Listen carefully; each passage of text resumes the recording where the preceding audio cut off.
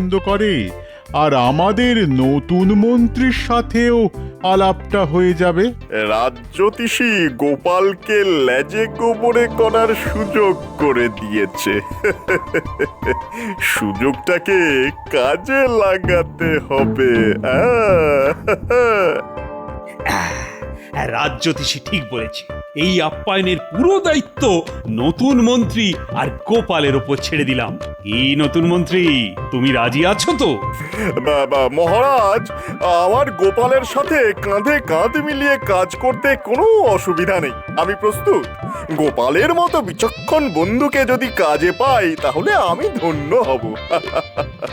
ঠিক আছে, সকালে জল খাবার থেকে রাতের খাবারের দায়িত্ব আমি ভগবান আর গোপালের ওপর দিলাম। উফ, এবারে গোপালকে লেজে গোবরে করে নবাবের কাছে বেইজ্জত করতে হবে। কি গোপাল, তোমার কথা কিছু বলো। আমরা কাজটাকে একটু ভাগাভাগি করে নিই। কিরকম কিরকম? এই ধরুন, কেউ সকাল আর সন্ধ্যার জল খাবারের দায়িত্ব নিল, আর কেউ ওই মধ্যাহ্ন ভোজন আর রাতের খাবারের দায়িত্ব নিল। এক কাজে দুজনের না ঢোকাই ভালো মহারাজ, তাতে কাজের চেয়ে ঠোকাঠুকি বেশি হবে। এইটা গোপাল ভালো বলেছে, তবে তাই হোক। এই রে, ঘুরে গেল যে বিষয়টা। না, মধ্যাহ্ন ভোজন আর রাতের খাবারের দায়িত্বটা আমার কাছেই রাখতে হবে। মহারাজ, আমি মধ্যাহ্ন ভোজন আর রাতের খাবারের দায়িত্বটা নিলাম। হ্যাঁ, এটাই আমি চেয়েছিলাম। বাহ বাহ বাহ, তাহলে তোমরা যে যার মতো আয়োজনে মেতে ওঠো। কোষাধ্যক্ষ তোমাদের হাতে অর্থ দিয়ে দিচ্ছে। মহারাজ, একটা নিবেদন আছে। বলছিলাম যে আমরা আমাদের মতো নবাবের আপ্যায়নের দায়িত্ব নিয়ে আগে নবাবকে খুশি করব। এখন আমাদের অর্থ সংকট চলছে, রাজার পাশে দাঁড়ানো রাজকর্মচারীর কর্তব্য। আপনি নবাবের কাছে অনুদান পেলে আমাদের দিয়ে দেবেন। কি নতুন মন্ত্রী মশাই, ঠিক বলিনি? সাধু সাধু, এই নতুন মন্ত্রী, তুমি কি বলো? ইস, প্রথম ধাক্কাটা বেশ জোরে দিল। আমিও ভগবান, হারবো না। হ্যাঁ, এবার মহারাজ, ওই গোপালের দূরদর্শিতার তুলনা নেই। আমার মনের কথাটাকে কিভাবে যে জানতে পারলো, আমিও ঠিক এটাই ভাবছিলাম। ফাঁদে পড়েছো বগা আমার। আমাকে ধাক্কা দেবে? তুমি এখনো আমাকে ঠিক চেনোনি। এবার দেখো তোমার কি হাল করি। দেখেছো কিরকম বজ্জাত মানুষ এই গোপাল? ও কিরকম তোমার ফাঁসিয়ে দিল। হ্যাঁ, ওইখান থেকে আবার আমাকে উঠতে হবে। হ্যাঁ, ও সত্যি মহা মৃত্যুঞ্জয় কবচ ধারণ করে আছে। আরে দাঁড়াও দাঁড়াও, ও একটা সুযোগ আমার হাতে তুলে দিয়েছে। সেটা হলো, মহারাজের কাছে অর্থ সাহায্য না নিয়ে নবাবের জল খাবারের মতো বিষয় ও নিজে দেখবে। হ্যাঁ, ঠিক, গোপাল ভেবেছে ও যেরকম জল খাবার খায় নবাবও সেরকমই খাবে। ও তো জানে না যে নবাবী চাল কাকে বলে, নবাবী ঢং কাকে বলে। ঠিক ঠিক, এই বিষয়টা তো দেখিনি। আমাকে ঠিক মতো মধ্যাহ্ন ভোজন আর রাতের নবাবী খানার ব্যবস্থা করতে হবে। নবাবের মন আমি ঠিক জয় করে নেব। ব্যাস, এইভাবে এগিয়ে যাও, জয় তোমার হবে। শুধু রান্নার পদগুলো ঠিক করে বানাতে বলো, তোমার জয় শুধু সময়ের অপেক্ষা করছে। শুধু আমার আর মহারাজের মুখ চেয়ে এই কাজ তোমাকে করে দিতে হবে ভোলা। এভাবে বলো না গোপাল দাদা, এভাবে বলো না। তুমি রসের যত মিষ্টি আছে সব রাখবে। নবাবের জলখাবার, নবাব যেন মিষ্টি খেয়ে মুগ্ধ হয়ে যান। তুমি তোমার সবটুকু দিয়ে মিষ্টি বানাও। যা খরচ হবে নবাব চলে গেলেই সব শোধ করে দেব। আগে নবাব খুশি হোক, তারপর যা হবার হবে।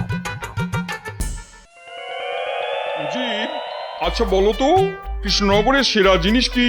আগে গোপাল, কি আবাদ, একদম সঠিক কথা বলেছো। ওই রকম একটা মানুষকে যদি আমি আমার দরবারে রাখতে পারতাম। যাক ও কথা।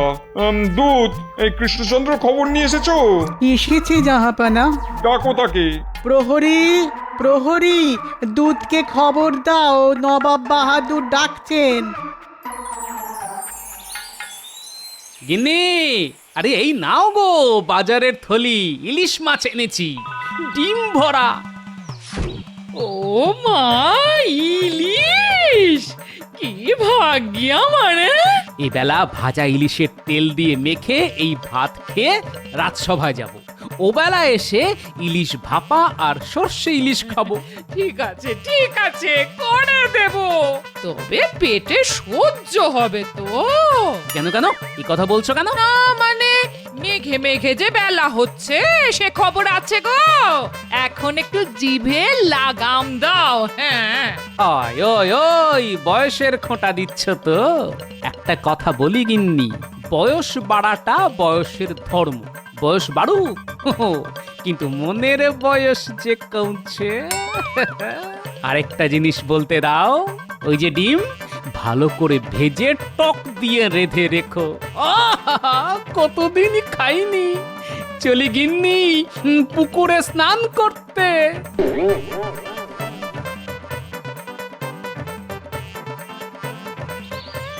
এই আয়োজন সম্পূর্ণ নতুন মন্ত্রী। বর্ধমান থেকে খুব ভালো পাচক এনেছি, আমার বাড়িতেই রান্না হবে। হ্যাঁ, গোপালকে টেক্কা দিতে হবে কিন্তু। গোপাল আমার কাছে হেরে গেছে। ও কি জলখাবার খাওয়াবে কে জানে। মধ্যাহ্ন ভোজন যাতে ভালো হয় সেটাই আমাকে দেখতে হবে। হ্যাঁ, এবার আমি দেখতে পাচ্ছি গোপালের ভবিষ্যতে একটা কালো গ্রহ খুব দ্রুত এগিয়ে আসছে। আনন্দ করো সবাই। তা খাদ্য তালিকা কিছু করেছেন নাকি নতুন মন্ত্রী মশাই? হ্যাঁ, সব বাদশাহী খানা, নানা স্বাদের। নবাব বাহাদুর খুশি হতে বাধ্য একেবারে।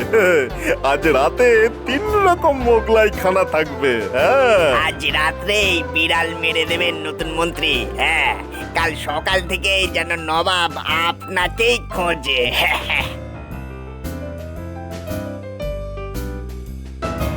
কি হে নতুন মন্ত্রী, আজ রাতের আয়োজন সব ঠিক আছে তো? ভগবানে ভরসা রাখুন মহারাজ।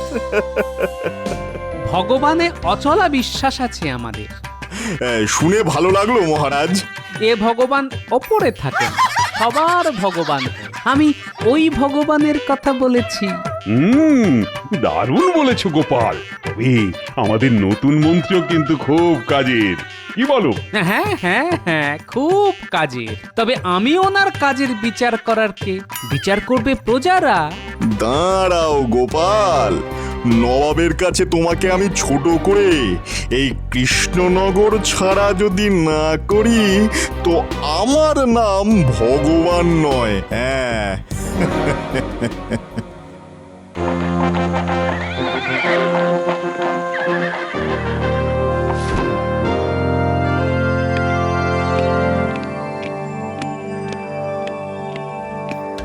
তোমার সভাকবি কোথায় কৃষ্ণচন্দ্র? বিশ্রামে আছে নবাব বাহাদুর, খুবই অসুস্থ কিনা। আর কৃষ্ণনগরের শ্রেষ্ঠ রত্ন গোপাল কোথায়? এই যে নবাব বাহাদুর, আপনার সেবায় হাজির। নবাব বাহাদুর, এই আমার নতুন মন্ত্রী, নাম ভগবান। তাহলে তুমি ভগবানের উপরে অনেক নির্ভরশীল। তা একরকম বলতে পারেন। নবাব বাহাদুর, আজ রাতের খাবার আমার দায়িত্বে, আপনাকে খুশি করবে আশা করি। আজ রাতে আর গুরুপাক কিছু খাবো না, হালকা ফুলকা কিছু হবে। হালকা ফুলকা হবে নবাব বাহাদুর, আপনি বিশ্রাম করুন, আমি আপনার হালকা ফুলকা খাবারের ব্যবস্থা করছি।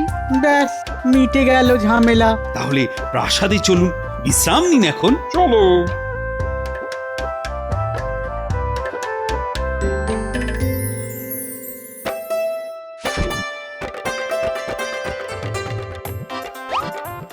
এই নিন নবাব বাহাদুর।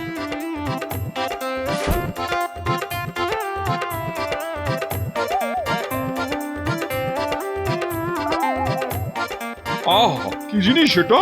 এটাকে রসগোল্লা বলে। মুখে দিচ্ছি আর মিলিয়ে যাচ্ছে। রাতে আর কিছু খাবার রুচবে না কৃষ্ণচন্দ্র, মুখেই অমৃতর স্বাদ নিয়েই সুখ নিদ্রায় যাব। যা পাওয়া, তাহলে আমার অত আয়োজনের কি হবে? নবাব বাহাদুর, রাতে মুরগ মুসাল্লাম আছে, 2 পেঁয়াজা আছে। হ্যাঁ, ও তো রোজই খায়। না না না না, আজ এই রসগোল্লার পর আর কিছু খেতে ভালো লাগছে না। আমাদের পেটও ভর্তি, মনও তৃপ্ত, এবার ঘুম আসছে। হ্যাঁ, আপনাদের ঘর প্রস্তুত।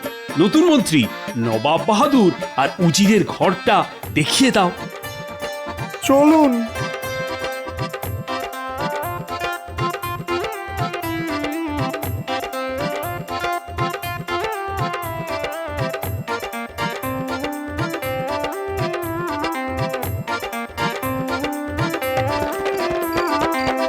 ভোলা, তোমার মিষ্টির তো খুব প্রশংসা করলেন নবাব বাহাদুর। হ্যাঁ, তোমার মুখে এইটা শুনবো বলেই তো বসে আছি গো গোপাল দাদা। কাল ওই ছানা বড়া, মনোহরা আর ওই হিগের কচুরি আছে, আর ওই এই কালো জিরে দিয়ে হালকা ডাল, তারপর সরভাজা আর রসগোল্লা। সব লিখে রাখো ভোলা। এইসব নিয়ে তুমি কিচ্ছুটি ভেবো না গোপাল দাদা, কিচ্ছুটি ভেবো না। তুমি নবাব বাহাদুরকে খুশি করো, ব্যাস দেশ বাঁচলে তো আমরাও বাঁচবো। ঠিক আছে, কাল সকালে গরুর গাড়ি পাঠিয়ে দেব, সাবধানে জিনিসগুলো পাঠাবে, কেমন? তুমি নিশ্চিন্তে যাও গোপাল দাদা। চলি ভোলা।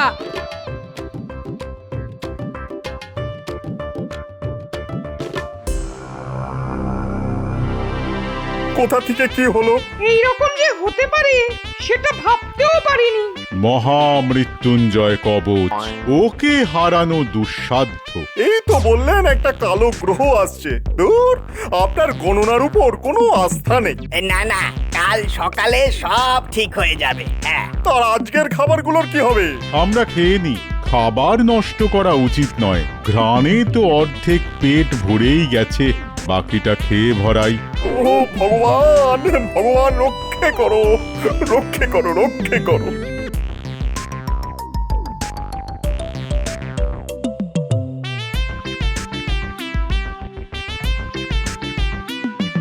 গিন্নি, একেই বলে কামারের এক ঘা। একটা সুযোগ পেয়েছি, মেরে দিয়েছি। নবাব খুশি, নবাব খুশি মানে মহারাজ খুশি, মহারাজ খুশি মানে সারা দেশ খুশি। যে নবাব বাহাদুর খুশি হলেন, তিনি তোমাকে কিছু পুরস্কার দেবেন না? হ্যাঁ? এই দেখো গিন্নি, আমি ভোলা ময়রার ধার শোধ করে ওকে কিছু উপরি দিতে পারলে খুশি হব, ব্যাস। এবার কাল সকালে নবাব বাহাদুরকে এমন জল খাবার খাওয়াবো, মধ্যাহ্ন ভোজনের কথা ভুলেই যাবেন।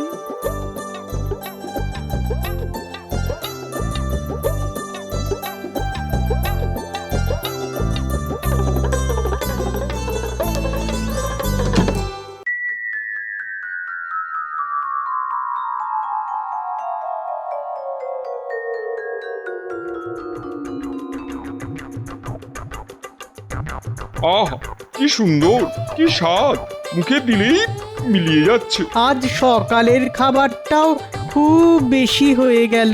যা বলেছো উজির। এখনো শেষ হয়নি, রসগোল্লা আছে। রসগোল্লা? তাহলে এটা কি?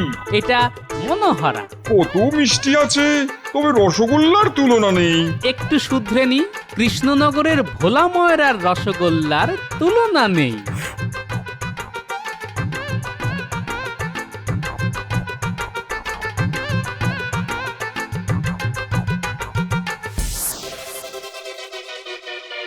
সব শেষ, আর কিচ্ছু হবে না। আমার ভুলে আমি হারলাম। ও আমাকে জল খাবারই মেরে দিল। নষ্ট হবে কেন, আমরা তো আছি। ভগবান, ভগবান। গোপাল, তুমি তো নবাবকে একেবারে তোমার ঝোলায় পুরে নিয়েছো। শোনো সবাই, নবাব বাহাদুর আমার আর্জি মেনে নিয়েছেন, উনি অনুদান দিয়ে দিয়েছেন। রাজকোষ এখন পূর্ণ, আর পুনর্বাসন দিয়ে দেব চাষিদের। গোপাল, তোমার জল খাবারের জন্য ভোলার কাছে যা যা ধার আছে তা মিটিয়ে দাও। কোষাধ্যক্ষ, বলুন মহারাজ, বলুন। তুমি গোপালের হাতে 500 স্বর্ণ মুদ্রা দিয়ে দাও। মহারাজ, রাজকোষের অর্থ রাজকোষেই থাকুক। নবাব বাহাদুর যদি খুশি হয়ে কিছু দেন, সেখান থেকে আমি ভোলার ধার মিটিয়ে দেব। উফ, কি কুচুটে বুদ্ধি, আবার মারলো। খুব শিক্ষা হলো আবার।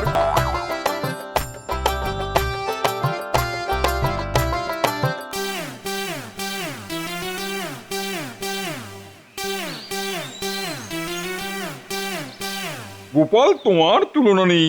কৃষ্ণচন্দ্র, তোমার কাছে একটা চাওয়ার আছে। বলুন বলুন নবাব বাহাদুর। তোমাদের এই ভোলা ময়রাকে আমি নিয়ে যাব। ওখানে আমাদের কারিগরকে এই রসগোল্লা শিখিয়ে দেওয়ার পরই তবে ওকে ছাড়বো। এই রে, এই মাটি করেছে। ভোলা চলে গেলে তো আমরা কানা। এটাকে মেটাতে হবে। নবাব বাহাদুর, একটা আর্জি আছে যে। বলো বলো গোপাল, বলো। ওখানে গিয়ে শেখানোর চেয়ে এখানে এসে শেখাটা খুব দরকার। কেন কেন? আসলে যে মাটিতে যা হয়, এটা মাটিরই গুণ নবাব বাহাদুর। কেমন করে হচ্ছে আমি বুঝিয়ে দিচ্ছি। হ্যাঁ, ধরুন এই আখ বলে একটা গাছ আছে, সেখান থেকে চিনি হয়। শ্যামলা গাইয়ের দুধ থেকে ছানা হয়, সেই শ্যামলা গাই কৃষ্ণনগরের ঘাস খায়। এই সব তো এই মাটিরই নবাব বাহাদুর। আর এর একটাও না থাকলে ওই রকম রসগোল্লা যে হবে না নবাব বাহাদুর। তাহলে উপায়? আমি তো রসগোল্লা ছাড়া থাকতে পারবো না। উপায় একটা আছে। আপনাকে প্রতিদিন 10 হাঁড়ি করে রসগোল্লা পাঠাবো। তাহলে তো কথাই নেই। তবুও আমি আমার এক কারিগরকে পাঠাবো। এই রসগোল্লা দিকে দিকে ছড়িয়ে দিতে হবে। গোপাল, এই নাও, তোমার আপ্যায়নে খুশি হয়ে 2000 স্বর্ণ মুদ্রা দিলাম। আর এইটা আমার তরফ থেকে তোমাদের ভোলা ময়রাকে 1000 স্বর্ণ মুদ্রা খুশি হয়ে। তাহলে কৃষ্ণচন্দ্র, মনে থাকবে তো, প্রতিদিন 10 হাঁড়ি রসগোল্লা। আপনি মুর্শিদাবাদে পৌঁছন, দেখবেন রসগোল্লা ঠিক পৌঁছে গেছে। চলো উজির, এবার আমরা যাই। সব ভালো তার, শেষ ভালো যার।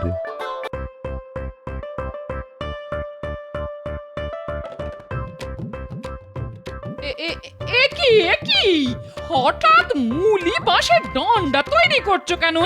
বলি ঘরে ডাকাত আসবে নাকি? না, আত্মরক্ষার উপায় বার করছি। যা দিনকাল পড়েছে, ডাকাত আসতে আর কতক্ষণ। কি ভাবো আমায়? এক সময় লাঠি খেলতাম। এই রে, কথাটা জানলে ভগবান হয়তো বলে বসতো উনি ছোটবেলায় তরোয়াল খেলতেন। তবে যাই বলো না কেন, তোমাদের এই ভগবান কিন্তু একটা ঢ্যাঁড়স। কোনো মন্ত্রী অসুস্থ, সেনাপতি বিছানায়, এই অবস্থায় কোনো রাজ্য চলে? দাদু দাদু, আমাদের পুরানো মন্ত্রী কথা বলতে শুরু করেছে, সবাই দেখতে গেছে। তো তুমি যাবে না? যাবো তো বটেই, কিন্তু ভগবানের দয়া থেকে এবার আমরা বঞ্চিত হব। চল গুলটে, পুরনো মন্ত্রীকে একবার দেখে আসি।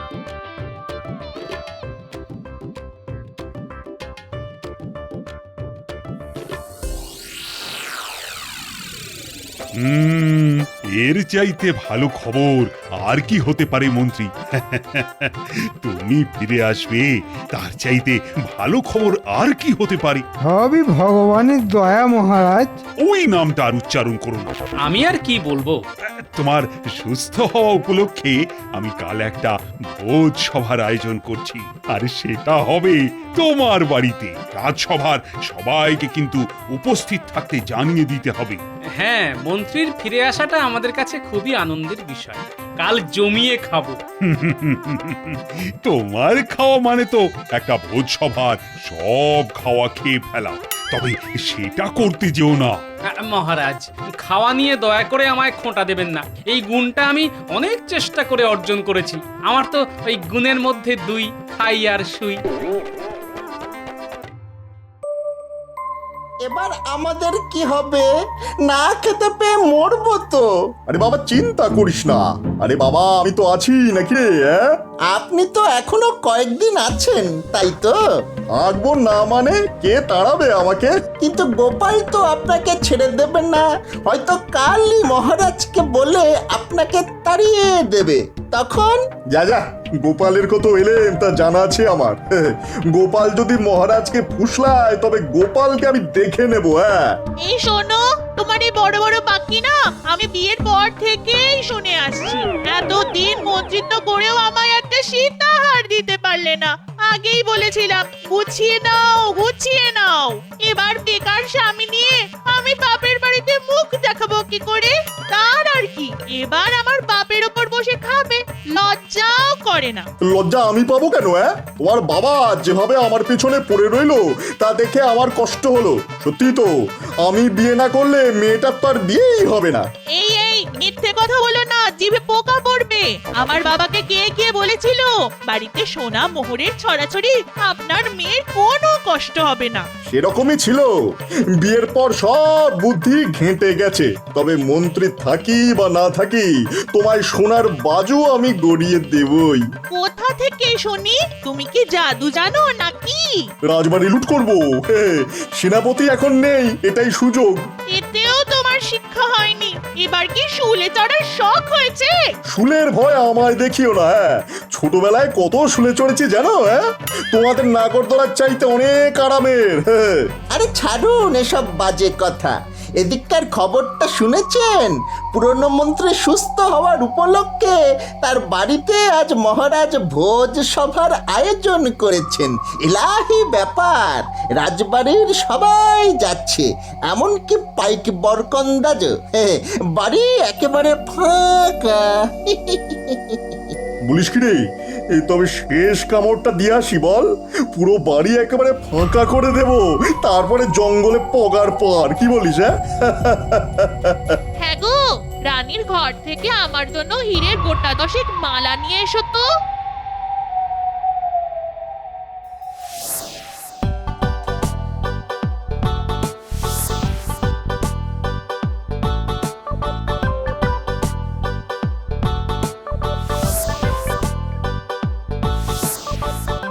গোপাল, চোখের সামনে দেখলাম 27টা ইলিশ ভাপা খেয়ে নিলে। এরপর আছে তো আবার মাংস আর মিষ্টি।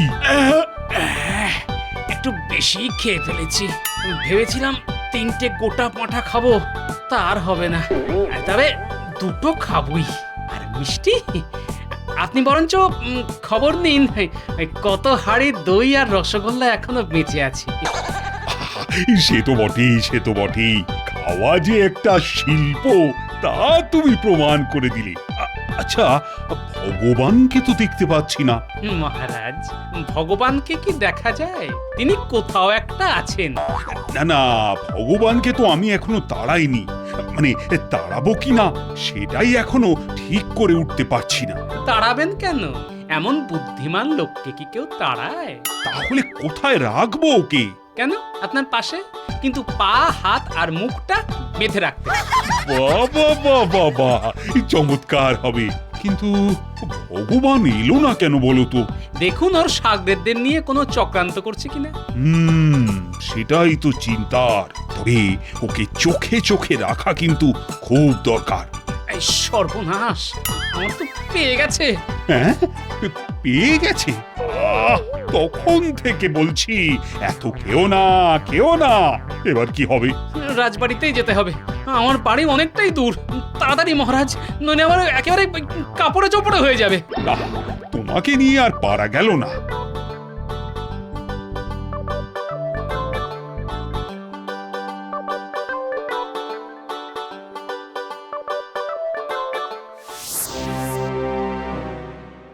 এই তাড়াতাড়ি ওপরে ওঠ বটা।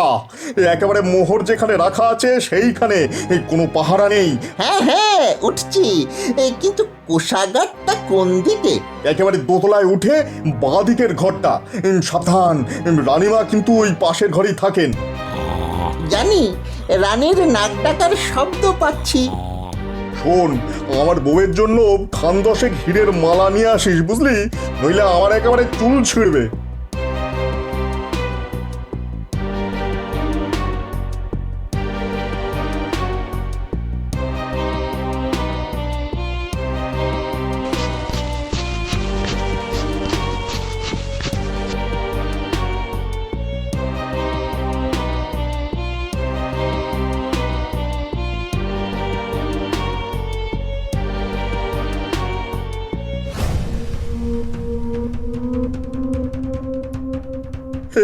সর্বনাশ হয়ে গেছে রে বটা। মহারাজ আর গোপাল এইদিকেই আসছেন। এই তাড়াতাড়ি তাড়াতাড়ি পালা।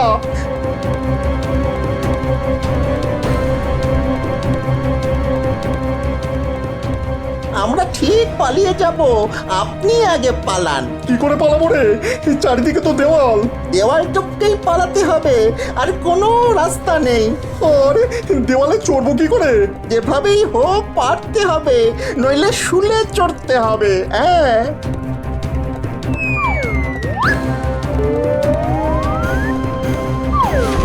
বাবারে বাবারে বাবা, আরে কে আছো?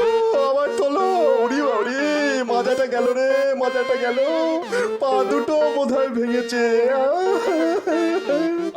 আরে ভগবান, আরে তুমি পড়ে গেলে কিভাবে? দেখি দেখি হাত পা ভাঙলো কি না।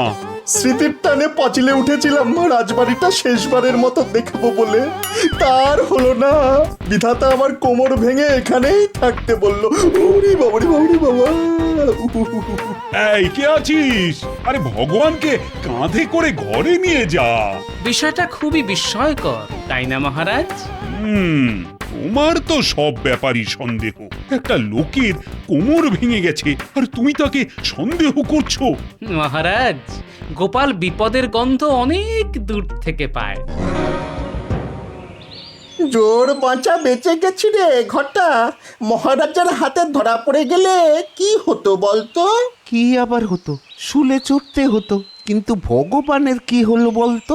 এখন ভগবানের কথা বাদ দে তো, আমাদের কথা ভাবি চল। হ্যাঁ, শুনেছি এই জঙ্গলে নাকি ডাকাতের দল থাকে। তারা নাকি ওই ঠিক মানুষ নয়, রাক্ষস। রাক্ষস! ঘটা, এবার কি করি রে? রাক্ষস প্রভু, আমাদের আমাদের প্রাণে মারবেন না। আগে বল, তোরা কে? এই জঙ্গলে কি করতে এসেছিস? পালিয়ে প্রভু। কেন, তুই কি চোর না ডাকাত? আগে আগে ডাকাত হওয়ার সাধ্য নেই, তাই ওই চুরি চামারি করে খাই। শোন, আমরা মাদারিকা, নাম শুনেছিস? আমরা ভোজবাজি দেখিয়ে গ্রামে গ্রামে ডাকাতি করি। আমাদের কোনো অস্ত্র লাগে না। আমাদের ভেলকি দেখে সবাই ঘর বাড়ি ছেড়ে পালায়। আমাদের দেখে কেউ পালায় না প্রভু, উল্টে লোক দেখে আমরা পালাই। খুবই দুঃখের কথা। আপনার শ্রীচরণে আমাদের একটু স্থান দিন প্রভু। দেখ, আমাদের পথ বড় কঠিন পথ, কিন্তু একটা কাজ তোদের দিয়ে হবে। নগরের সব খবর তো তোদের কাছে আসে, আমাদের সেই খবর দিতে পারবি তো? তোরা শুধু আমাকে ঠিকঠাক খবর দিবি, বুঝলি? আগে প্রভু, তবে একটা খবর এক্ষুনি দিতে পারি। নগরের সবচাইতে বড় বণিক সোমদত্ত এখন বাড়িতে নেই। সপ্তডিঙা ভাসাবে বলে কোনো একটা দ্বীপে আছে। বাড়িতে কোনো পাহারা নেই। আজ রাতেই একটা চেষ্টা করা যেতে পারে।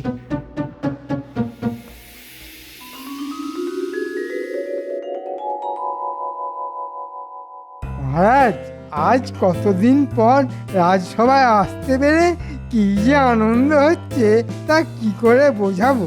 এত সুসংবাদের মধ্যেও একটা দুঃসংবাদ আছে। কাল সোমদত্তের বাড়িতে একটা অদ্ভুত ডাকাতি হয়েছে মহারাজ। হ্যাঁ, সোমদত্তের বাড়িতে ডাকাতি হয়েছে? অদ্ভুত ডাকাতি। যারা ডাকাতি করতে এসেছিল তারা নাকি একতলা বাড়ির মতো লম্বা, তাদের মুখ দিয়ে নাকি আগুন বার হচ্ছিল। যারা দেখেছে তারা বলছে ওরা নাকি রাক্ষস, জঙ্গলে থাকে, ওরা নাকি মানুষ চিবিয়ে খায়। আমিও ওদের কথা শুনেছি। ওদের আটকানো খুব শক্ত। এখন কি যে করি? তবে একটা যজ্ঞ করলে মনে হয় রাক্ষসরা আর ভয়ে আসবে না। ঠিক কথা বলেছে আমাদের মন্ত্রী মশাই। বড় করে একটা যজ্ঞ করতে হবে। মন্ত্র শক্তিকে ওরা খুব ভয় পায়। মন্ত্রটা আমি জানি, ওং রিং রাক্ষসায় নমঃ। এটা 3 বার বললেই রাক্ষস ইঁদুর হয়ে পালাবে। মহারাজ, রাক্ষসরা সোনা দানা হিরে মণি মাণিক্য নিয়ে কি করবে? নিশ্চয়ই বাজারে আলু পটল কিনতে যাবে না। আর ওরা যদি মানুষকেই চিবিয়ে খায় তবে মোহর দিয়ে কি হবে ওদের? আর পণ্ডিত, কোন পুঁথিতেই মন্ত্র পেয়েছো তুমি বলো তো? কেন, রাক্ষস পুরাণ? গোপাল, তোমার এত জেনে কি কাজ বলো তো? আহ গোপাল, এই ব্যাপারটা আমাদের সামলাতে দাও না। কতদিন সমস্যার সমাধান করতে পারিনি। দেখুন রাক্ষস ধরতে পারেন কিনা। তবে দেখবেন আপনাকেই না ওরা চিবিয়ে খেয়ে ফেলে। আচ্ছা, আপনি বিশ্বাস করেন যে সোমদত্তের বাড়িতে রাক্ষসরা হানা দিয়েছে? বিজ্ঞান রাক্ষস খক্ষস বলে কারো অস্তিত্ব স্বীকার করে না। ওরা মানুষ, রাক্ষস সেজে এসেছে, আমি নিশ্চিত। কিন্তু ওরা মুখ দিয়ে আগুন বার করছে কি করে? মুখ দিয়ে বোধহয় নয়, ওদের কাছে নিশ্চয়ই আগুন ছিল। হ্যাঁ, মুখ দিয়ে দাহ্য পদার্থ কোহল ওই আগুনের দিকে ছুঁড়ে দিলে আগুন দাও দাও করে জ্বলে উঠবে। লোকে সেটা দেখে ভাবে যে মুখ দিয়ে আগুন বার হচ্ছে। কিন্তু তারা এত লম্বা হলো কি করে? দেখো গোপাল, লম্বা হওয়াটা কোনো ব্যাপার নয়। নকল পা লাগিয়ে মানুষ তাল গাছের মতো লম্বা হতে পারে। আমি আপনার কথা বুঝেছি। আচ্ছা, আপনার বিজ্ঞান চর্চায় তো কোহল লাগে, রাজবৈদ্য যাকে সুরাসার বলে, সেই কোহল আপনি যতটা পারেন জোগাড় করে রাখুন, খুব শিগগিরই কাজে লাগবে।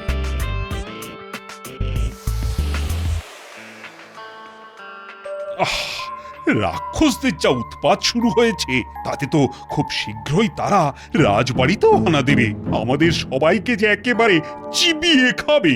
এই কারণেই তো যজ্ঞের কথা বলছিলাম মহারাজ, আপনি আমায় 100 স্বর্ণ মোহর দিন যাতে যজ্ঞের কাজ নির্বিঘ্নে হয়। হ্যাঁ হ্যাঁ, তোমায় অনুমতি দিলাম। আচ্ছা পণ্ডিত, একটা যজ্ঞ করতে 100 সোনার মোহর লাগবে কেন? যা বোঝো না তা নিয়ে কথা বলো না। আমি মন্ত্র বলে এই স্বর্ণ মোহর রাক্ষসদের কাছে পাঠিয়ে দেবো, আর মোহর থাকবে এমন বশীকরণ মন্ত্র যে রাক্ষসরা তার কাছে ঘেঁষতেই সাহস পাবে না। ঠিক আছে, বুঝলাম মহারাজ। তবে এই যজ্ঞ হবে জঙ্গলের মধ্যে, যেখানে রাক্ষসরা বাস করে, তাহলে তাদের বশ করা আরো সহজ হবে। কিন্তু যদি আমাদের খেয়ে ফেলে? এই তো বললে তুমি নাকি রাক্ষসদের এমন বশ করবে যে তারা আর কাছে ঘেঁষতেই সাহস পাবে না। তা এখন ভয় পাচ্ছ কেন? না না না, ভয় পাবো কেন? আমাকে শুধু আর কয়েকটা মন্ত্র প্রয়োগ করতে হবে। আগে তো সোনার মোহর হাতিয়ে নি, তারপর রাক্ষস খেলে খাবে।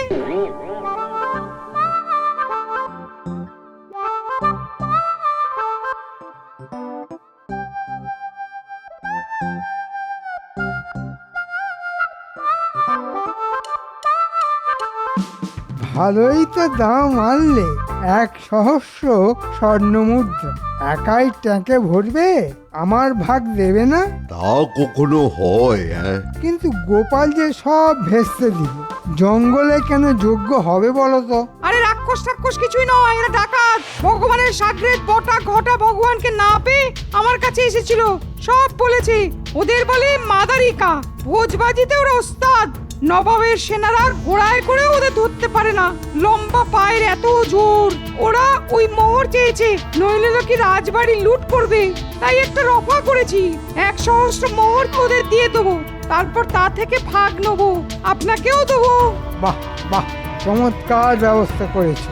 যাই করো বাপু, আমার ভাগটা কিন্তু চাই।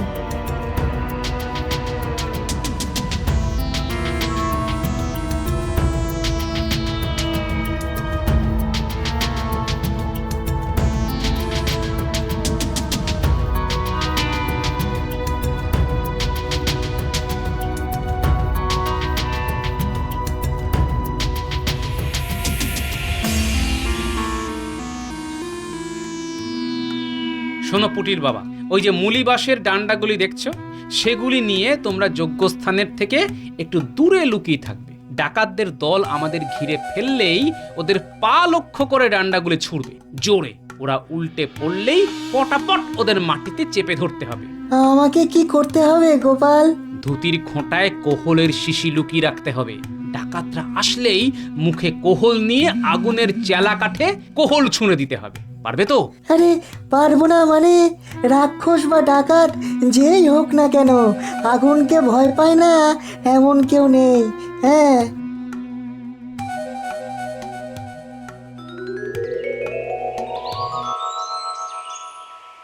তাহলে যজ্ঞের কাজ শুরু করো পণ্ডিত। কাদের জন্য অপেক্ষা করছো? নজর রাখ গুলটে, লম্বা ডাকাতদের দেখতে পেলেই ডান্ডা ছুঁড়ে মারবি, টিপ করবি একেবারে পায়, দেখবি কি মজা হয়।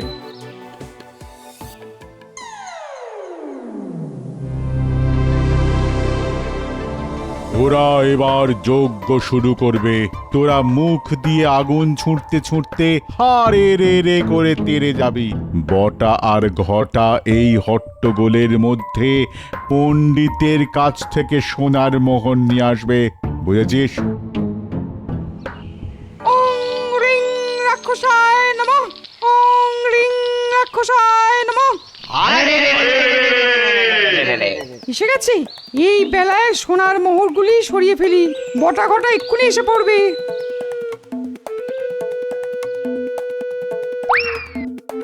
বিজ্ঞানী, তাড়াতাড়ি মুখে কোহল নাও, সামনের জ্বলন্ত চেলা কাঠে মুখ থেকে কোহল ছুঁড়ে মারো।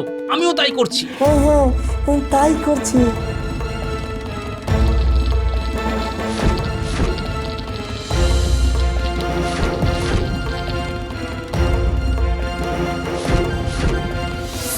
একই রে, আমাদের দিকে আগুন ছুটছে কে রে? জোরে মার গুলটে, একেবারে পায়ে টিপ করে।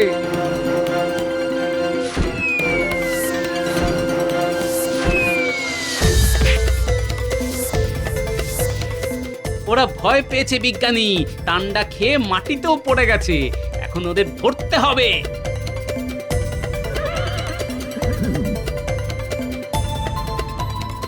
পণ্ডিতকে পাচ্ছি না। 1,000 সোনার মোহর নিয়ে পালালো নাকি? বটা আর ঘটার সঙ্গে পণ্ডিতকে দেখছি ওই গাছের তলায় লুকিয়ে আছে। ওই পালের গোদাটাকে ধরে আনো। বেটা 1,000 সোনার মোহর কোথায় রেখেছে তা তো দেখতে হবে।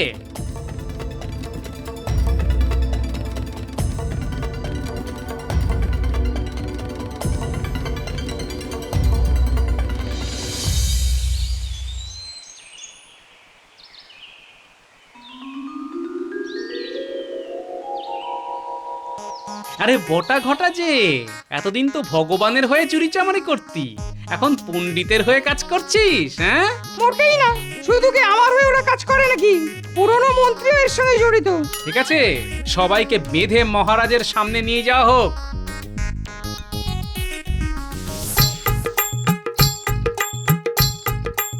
এই হলো ব্যাপার মহারাজ। এরা রাক্ষস খোক্ষস নয়, ডাকাত। এদের দলের নাম মাদারিকা। ভোজবাজি দেখিয়ে ওরা ডাকাতি করে।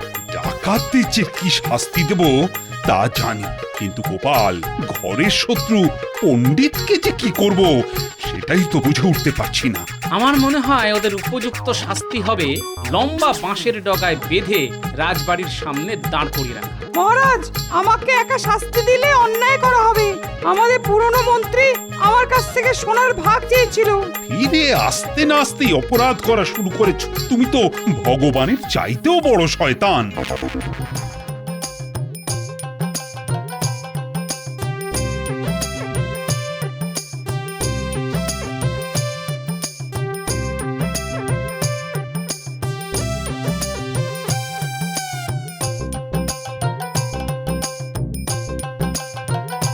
এত বাঁশ তুমি কাকে দেবে? এইমাত্র দিয়ে আসলাম। মহারাজ যা পুরস্কার দিয়েছে তা দিয়ে বাঁশই কিনে আনলাম। জানি না কখন কি কাজে লাগবে। ও, এই যে হেঁয়ালি করে কথা বলো, বুঝি না বাবা। বুঝলে, রথযাত্রার তো আর বেশি দেরি নেই, আর আমাদের প্রস্তুতি তো মোটামুটি শেষ। আমি আমার দূতকে পাঠিয়েছি মন্দিরের মহান্তর কাছে। সকালে বিগ্রহ মন্দির থেকে নিয়ে আসতে হবে। কোন সময়টা প্রশস্ত এটাই ও জানতে গেছে। গোপাল, এই রথযাত্রায় তোমাকে কিছু বিশেষ দায়িত্ব দেব। ধন্যবাদ মহারাজ, আমি সর্বদা দায়িত্ব নিতে প্রস্তুত মহারাজ। মহারাজের এই গোপাল প্রীতি আর গেল না। দায়িত্ব মানে কুপিয়ার আধুনিকে ভালোই কাটিয়ে দিল। মন্ত্রী, তুমি অতিথি অভ্যাগতদের আপ্যায়নের বিষয়টা দেখবে। তোমার সাথে এই কাজে সভাকবিও থাকবে। তা সভাকবি, এই উপলক্ষে একটা চমৎকার কবিতা রচনা করো দেখি। জয় জগন্নাথ, জয় জগন্নাথ, প্রভু কৃপা করো, ভক্তি ভরে রথের রশি শক্ত হাতে ধরো। 3 ভাই বোন আসছে রথে, মাসির বাড়ি যাবে। 7 দিন থাকার পরে উল্টো রথ হবে। উল্টো রথে ফিরতি পথে নিজের বাড়ি ফেরা। রথে বসে প্রভুর শরীর আলোয় আলোয় ঘেরা। মহারাজ প্রণাম জানান, প্রভু জগন্নাথের পায়। রথের চাকা গড়িয়ে যাবে ডাইনে থেকে বাঁয়। সবাই বলো উচ্চ স্বরে, জয় জগন্নাথ জয়। কেটে যাবে সব অবসাদ, দূর হবে যে ভয়। সাধু সাধু। মহারাজ, একটা খবর আছে। হ্যাঁ হ্যাঁ, বল প্রহরী, যা খবর আনতে গিয়েছিলে সেটা এনেছো? হ্যাঁ মহারাজ। মহারাজ, মন্দিরে যে দুটো বিগ্রহ ছিল, একটা আমাদের আর আরেকটা ওই খাম্বাজ রাজের। হ্যাঁ, এইরকম ভাবেই তো প্রতি বছর আমরা দুই রাজ্য রথযাত্রা পালন করে এসেছি। তা এটা নিয়ে তোমার এত চিন্তা কেন? মহারাজ, মন্দিরে পুরোহিত বললেন যে এবার একটা বিগ্রহই ওই রথের জন্য যাবে। একটা কিছু গোলমাল ঘটতে চলেছে। জয় জগন্নাথ, কিছু একটা এলোমেলো করে দাও, লুটে পুটে খাই, বড় দুর্দিনে আছি। সে কি মহারাজ, একটা বিগ্রহ হলে তো ভয়ঙ্কর কাণ্ড ঘটবে। ওদিকে খাম্বাজ রাজা ছেড়ে দেবেন না, কি হবে? এই তো খুব চিন্তার বিষয়। কি প্রহরী, পুরোহিত মশাই আর কিছু বলেননি? আর পুরোহিত মশাই বলছেন যে যে রাজ্য আগে মন্দিরে আসবে সেই রাজ্যকে বিগ্রহ দেওয়া হবে। সে কি, এ কেমন তর সমস্যা? কিছু বলার নেই, রথ আমরাই বের করব, বিগ্রহ আমাদের কাছেই আসবে। আমরা রাত থাকতে আমাদের চতুর্দোলা পাঠিয়ে দেব। কৃষ্ণচন্দ্রের সভায় কিন্তু গোপাল আছে, ওটা ভুলে যেও না। ওই সভায় মহারাজ কৃষ্ণচন্দ্রের মন্ত্রীও আছে মহারাজ। কিছু উপরি দিলে দেখবে কিরকম কুটবুদ্ধি দেবে। ওর হাত ধরে আমরা আমাদের রথযাত্রা শুরু করতে পারব। তাহলে কৃষ্ণনগরে খবর পাঠাও। আমাদের কিছু করতে হবে না, দেখবেন ওই মন্ত্রী কিরকম নিজে থেকে আপনার সাথে যোগাযোগ করে। বলছো? বলছি মহারাজ। এলোমেলো করে দেবার সুযোগ প্রভু দিয়ে দিয়েছে। এইবার লুটে পুটে খাওয়ার সময় এসে গেছে। মন্ত্রী মশাই কিছু ফন্দি নিশ্চয়ই ভাবছেন, ভাবতে ভাবতে হাসছেন। ভালো। গোপাল, তুমি আমার দিকে এভাবে তাকিয়ে কি ভাবছো? মন্ত্রী মশাই ভাবতে শুরু করে দিয়েছেন দেখে বেশ লাগছে কিন্তু। আমি মন্ত্রী, ভাবার জন্য মহারাজ আমাকে বেতন দেন, আমাকে ভাবতেই হবে। তাহলে ভাবো ভাবো, কি করে এই সমস্যা থেকে উদ্ধার পাবো আমি। মহারাজ, আমি ভেবে নিয়েছি, আমি একবার খাম্বাজ রাজার কাছে যাব।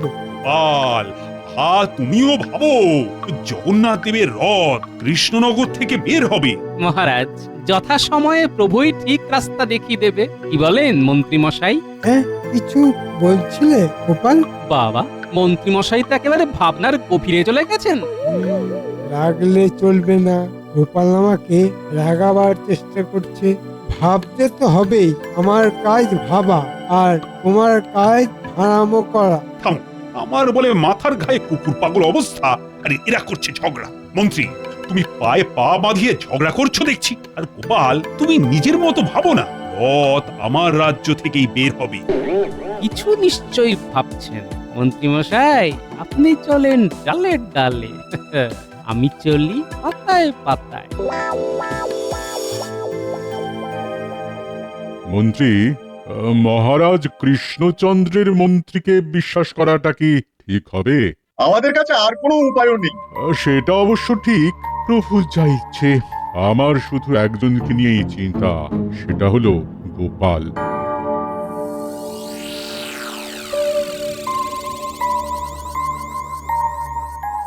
সবাই চলে গেলে আমাকে বটা ঘটার বাড়ি যেতে হবে। কি মন্ত্রী মশাই, আপনি হঠাৎ দাঁড়িয়ে পড়লেন, ঘরে যাবেন না? আচ্ছা, তোমার কি আমার পেছনে গোয়েন্দাগিরি করা ছাড়া আর কোনো কাজ নেই? হ্যাঁ, তোমরা জানো না আমার ওপর কত বড় কাজের ভার? হ্যাঁ, তা তো দেখতেই পাচ্ছি, কাজের ভারী একেবারে নুয়ে গেছেন। কি যে হচ্ছে ছাই, খামোখা লড়ছো কেন?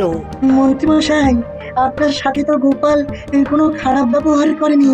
গোপালের এই আগবাড়িয়ে কথা বলা একদম ভালো নয়।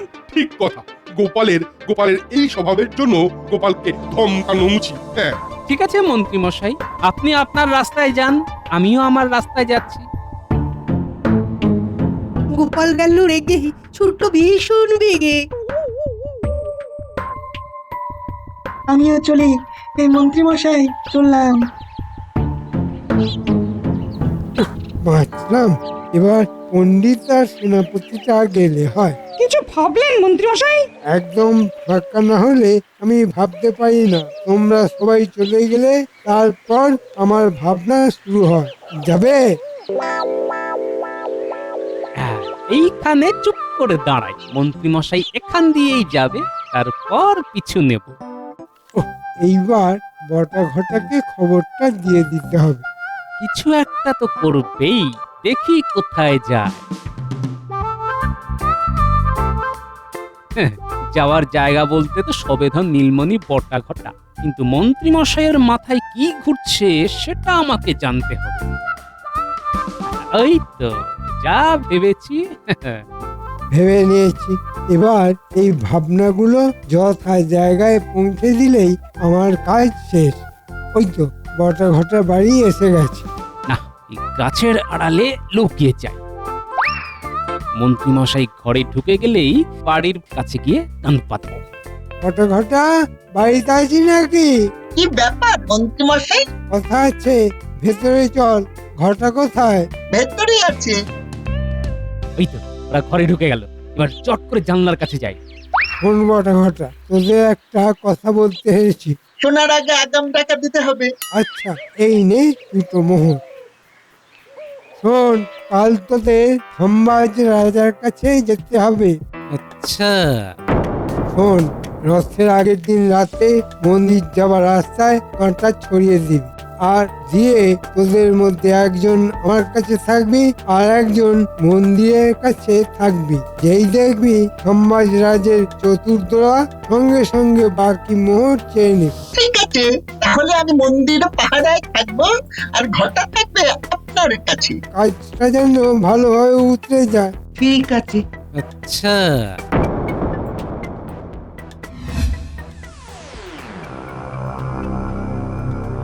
বলো কি সংবাদ? কৃষ্ণনগর থেকে মন্ত্রী মশাইয়ের দুজন চর এসেছে। কি মহারাজ, বলেছিলাম না? যাও, প্রহরী নিয়ে এসো। তুমি ঠিকই বলেছো মহারাজ, ভালোভাবে বাজিয়ে নিয়ে কথা দেবেন। কৃষ্ণনগরের মন্ত্রী কিন্তু ভীষণ ধূর্ত। প্রণাম মহারাজ, আমরা কৃষ্ণনগরের মহামন্ত্রীর দূত। বলো কি খবর দিতে চাও? মহারাজ, মন্ত্রীমশাই বলে পাঠিয়েছেন যে সেদিন কৃষ্ণনগরের চতুর্দোলা দেরি করে যাবে। কিভাবে? কৃষ্ণনগর থেকে মন্দিরে যাবার পথে আমরা ওই কাঁটা ফেলে রাখবো, যার ফলে আমাদের রাজ্যের চতুর্দোলা বাহকদের পায়ে সেই কাঁটা ফুটে যাবে, আর ওরা পায়ের কাঁটা বার করতে বসে যাবে। পায়ে হাত লেগে যাওয়ার জন্য ওদের আবার শুদ্ধ হতে হবে। বুঝেছি, সেই সুযোগে আমরা আমাদের চতুর্দোলা নিয়ে মন্দির থেকে বিগ্রহ নিয়ে চলে যাব। বাহ বাহ, খুব ভালো ভাবনা। মহারাজ, আমাদের মন্ত্রীমশাই আমাদের হাতে এই কাজের জন্য ওই আগাম ওই অগ্রিম কিছু দিতে বলেছেন। আগাম পেলেই আমরা কাজ শুরু করব। ঠিক আছে, ঠিক আছে, তোমরা অপেক্ষা করো। প্রহরী, প্রহরী, ওদের একটু বিশ্রামাগারে নিয়ে যাও তো।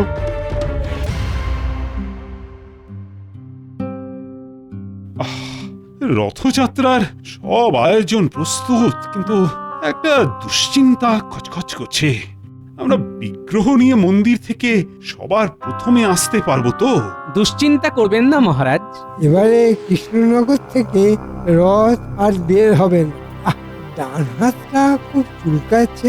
মন্ত্রীমশাই, আপনি মুখটা কুচকে ডান হাত চুলকাচ্ছেন কেন? গোপাল, তুমি কিন্তু আমার পিছনে গোয়েন্দাগিরি করো না। আমার মাথায় অনেক চিন্তা, চিন্তায় ঘুম কমে গেছে। গোপাল, তুমি মন্ত্রীকে বিরক্ত করো না তো, ওকে ভাবতে দাও, ভাবতে দাও। তা মন্ত্রী, তুমি তো কাল থেকে ভাবছো, এবার তোমার ভাবনাটা বলো। ভেবেও কোনো কিছু কুল কিনারা পাচ্ছি না মহারাজ। মহারাজ, আমি আপনাকে কথা দিচ্ছি, বিগ্রহ প্রথমে আমরাই আনবো, তারপর খুব ধুমধাম করে আমাদের ঐতিহ্যবাহী রথ বের হবে। সেগুলো বালি গোপাল। 56 ভোগ করতে হবে। প্রভু জগন্নাথকে 56 ভোগ দিয়ে পুজো করতে হয়।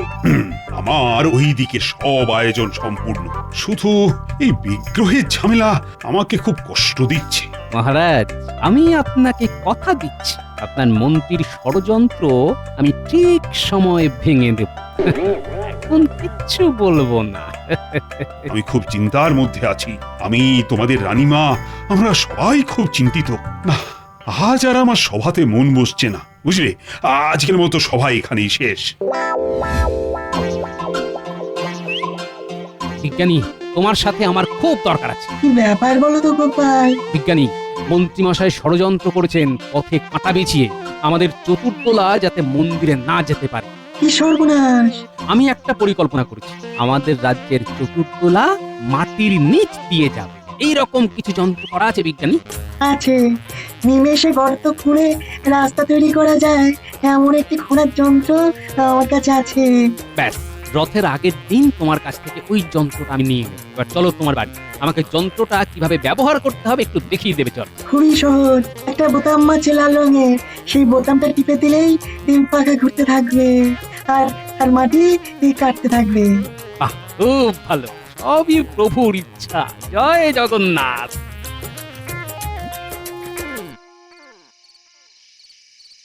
বটা ঘটা আছিস নাকি?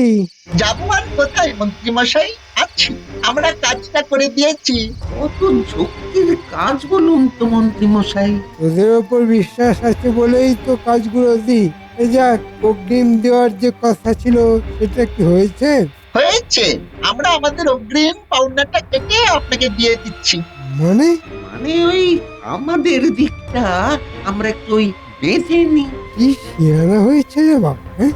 আচ্ছা, এক মাগে শীত যাবে না। নে তোরা খেয়ে নে, আলোচনা আছে। আচ্ছা। বুঝলি, রথের আগের দিন রাতে আমাদের অনেক কাজ, মাটি খুঁড়ে সুড়ঙ্গ বানাতে হবে। আরে বাবা, সুড়ঙ্গ! কি দারুণ ব্যাপার! কি মজা! গোপাল দাদু, সুড়ঙ্গ! হ্যাঁ, সুড়ঙ্গ। ওই সুড়ঙ্গ দিয়ে আমাদের চতুর্থলা প্রভু জগন্নাথের মন্দির থেকে বিগ্রহ নিয়ে আসবে, আর তারপর রথ চলবে। এই নে নে, সব খেয়ে নে। তোদের সবার জন্য পাঁপড় ভাজা নে। নে নে নে। একটা ছড়া শুনবি? শুনবে দিদা? ও গোপাল দাদু, শুনবে? শোনা। রথ চলেছে পথের মধ্যে দিয়ে, মন্ত্রী মশাই দাঁড়িয়ে আছে কানে আঙুল দিয়ে, তার সামনে বটা ঘটা নাক খত্তায় মাঠে, গোপাল দাদু নাগরা পরে রাস্তা দিয়ে হাঁটে। বাহ বাহ বাহ বাহ, দারুণ বানিয়েছিস তো। দাঁড়া, তোর কথা আমি আমাদের সভাকবিকে বলবো। আমার সোনার চাঁদ নাতি নাতনি। একটা কথা মাথায় রাখবি, প্রভু জগন্নাথের ইচ্ছে ছাড়া একটা পাতাও নড়বে না, যতই কলকাঠি নাড়াও।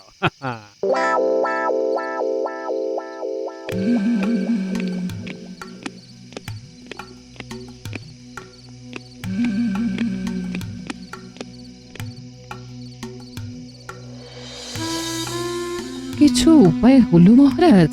আরে আমাদের সব থেকে আগে মন্দিরে পৌঁছতে হবে, এছাড়া আর কিচ্ছু জানি না রানী।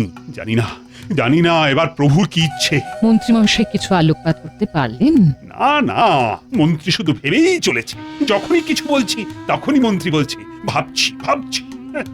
ভেবে রথের দিন চলে এলো, রথের মেলা বসতে চলেছে, সব পশারীরা তাদের পশরা নিয়ে হাজির হয়েছে, আর এর মধ্যে যদি রথ বের করতে অসমর্থ হই। গোপাল কিছু বলেছে?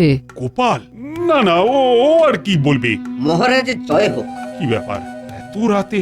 গোপাল বাইরে দাঁড়িয়ে। কিছু নিশ্চয়ই কথা আছে। তাও কি আসতে বলো। কি ব্যাপার হলো, গোপাল এত রাতে কেন?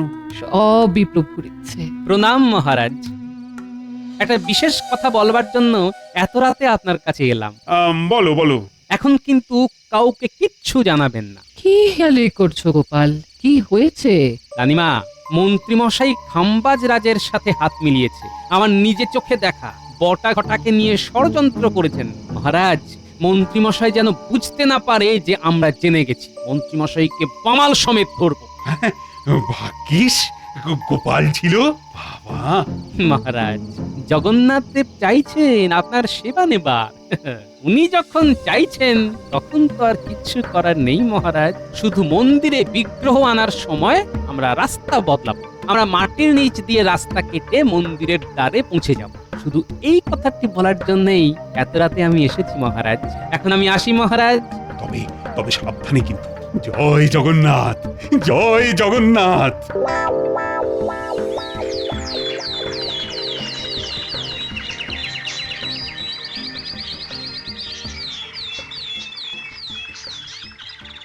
মন্ত্রীমশাই, কাল রাত পোহালেই তো রথযাত্রা। আপনি তো ভাবতে বসেছেন। আপনার ভাবনায় এই সমস্যার কিছু সমাধান বের হলো? মহারাজ কি হবে বলুন তো, আমার মাথায় তো সত্যি কিছু আসছে না। মন্ত্রী মশাই, হলো কি আপনার? মাথা করছে না যে কাজ, খিদে ছাই হলো, ভাল লাগছে না আজ। মন্ত্রী, তুমি তোমার মাথাটা বরং বিজ্ঞানীর কাছে পাঠিয়ে দাও। আর বিজ্ঞানী, তুমি মন্ত্রীর মাথাটা ভালো করে পরীক্ষা করে দেখো তো তার ভেতরে কি আছে।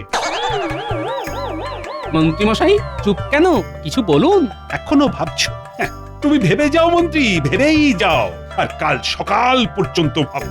হ্যাঁ, আমরা আজ রাত পোহালে কালকের রথযাত্রা নিয়ে ভাববো।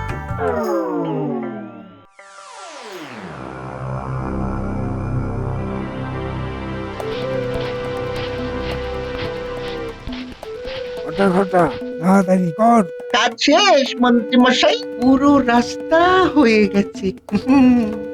এইবার যারা এই রাস্তা দিয়ে যাবে তারা মরবে। নমস্কার, কাজ হয়েছে। চল চল এবার চল।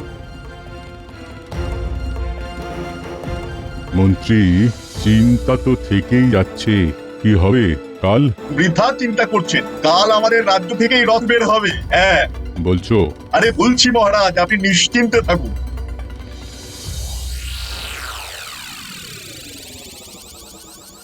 বাহ বিজ্ঞানী, কি সুন্দর জিনিসটা। একটা বোতাম টেপা আর ঝটঝট মাটি কেটে গর্ত করে রাস্তা তৈরি হয়ে যাচ্ছে।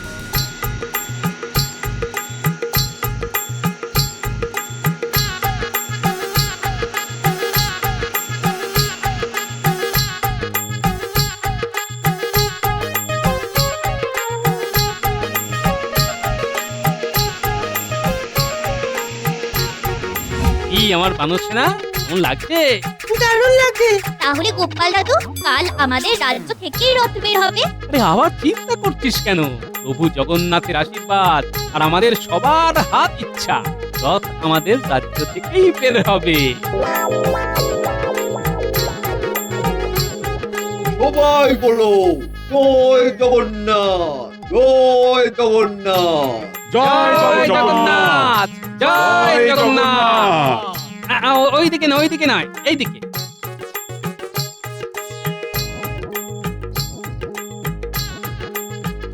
এই সুড়ঙ্গ ধরে সোজা হাঁটো। এই সুড়ঙ্গ একেবারে মন্দির পর্যন্ত গেছে। পুরোহিতের সাথে কথা বলা আছে, তোমরা ওখান থেকে বিগ্রহ নিয়ে সোজা আমাদের রথতলা, ওখানে কীর্তন হবে।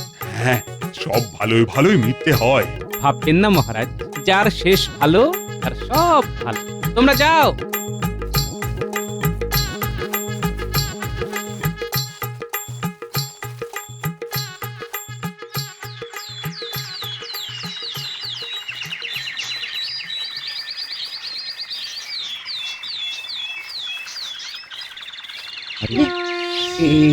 এটা কি হলো?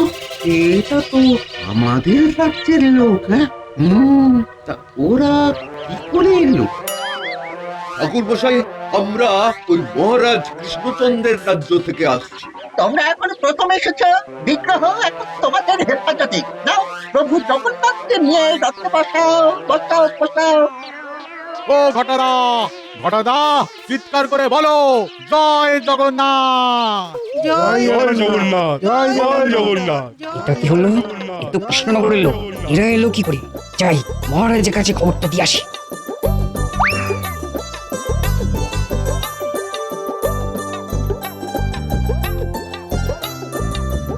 তুমি ঠিক বলছো?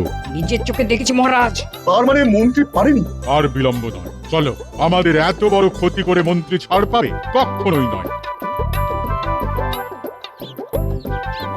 আজ দিনটা কি সুন্দর, ঠান্ডা হাওয়া বইছে আর ডান হাতটাও চুল করছে। গিন্নিও ঘরে নেই, কেমন একটা মুক্তির হাওয়া বইছে। সর্বনাশ হয়ে গেছে। কিসের সর্বনাশ? মহারাজের চতুর্দোলায় বিগ্রহ এখন ওই কৃষ্ণনগরে। মানেটা আমি বলি মন্ত্রী মশাই, আপনার চালটা আমি সেদিনই ধরে ফেলেছিলাম। মানে সাপের হাঁচি বেদে চেনে, তুমি সাপ আর আমি বেদে। তোমার শাস্তি ওই পথটাতে তোমাকে 5 বার দৌড়তে হবে, যেখানে কাঁটা বিছিয়ে রেখেছো। চলো চলো। মন্ত্রী, তোমার সাথে এবার আমার বোঝাপড়া। আমি তোমাকে যে অগ্রিম দিয়েছি সেটা আমাকে ফিরিয়ে দাও। খাম্বাজাজ, আসুন আসুন আমরা এবার একসাথে রথযাত্রা করি। আমরা দুজনে রাস্তায় ঝাড়ু দিয়ে রথযাত্রার শুভ সূচনা করব।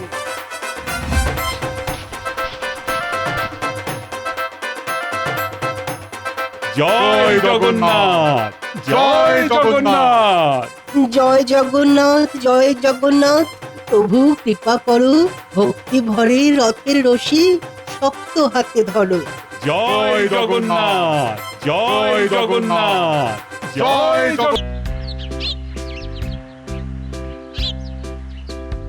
বলি কি এত গালে হাত দিয়ে আকাশ পাতাল ভাবছো? আজকে ছুটি নিয়েছো নাকি? রাজসভায় যাওয়া নেই? হ্যাঁ, সে তো আছেই গিন্নি। তাহলে কি এত চিন্তা করছো? ও বুঝেছি বুঝেছি। বুঝেছো? তা কি বুঝলে শুনি? তোমার মতো হাড় কেপন সামনে কি খরচা করবে সেই চিন্তাই করছো। খরচা কিসের? আহা, সব যেন ভুলে গেছো। এই কদিন পরে রথ, সে খেয়াল আছে? বিলক্ষণ সেই খেয়াল আছে গিন্নি। হ্যাঁ, আমি তার কথাই ভাবছি। তবেই না বলছি, আমি ঠিক বুঝতে পেরেছি। বলি খালি হাতে কি এবার রথের মেলায় যাবো? তুমি আমাকে চুড়ি কিনে দেবে বলেছিলে, আর তাছাড়া নতুন শাড়িও চাই। হ্যাঁ হবে গিন্নি, হবে হবে, সে চিন্তা নয়। তবে কিসের চিন্তা তোমার? গিন্নি গো, আমার যে বড় কান্না পাচ্ছে। তুমি চলে যাও সামনে থেকে, আমি আবার কেঁদেই ফেলবো। বলো যা। বলি বুড়ো বয়সে তোমার কি সে এত দুঃখ শুনি তুমি একেবারে কেঁদেই ফেলবে? বুড়ো বয়স নয় গো, এ আমার সেই ছোটবেলার গল্প, বুঝলে গিন্নি? গল্প? সত্যিকারের কাহিনী। কি বলো দেখি শুনি। আমার ছোটবেলায় প্রতি বছর রথের দিনে আমার মা বাবা খুব কষ্ট করে হলেও বাড়িতে গাওয়া ঘিয়ের জিলিপি ভাজতো গিন্নি। ও তাই বুঝি। আমার বাবার খুব শখ ছিল, বুঝলে, ওই রথের মেলায় গাওয়া ঘিয়ের জিলিপির দোকান দেওয়া। কিন্তু হায়, সেই স্বাদ বাবার আর পূরণ হয়নি।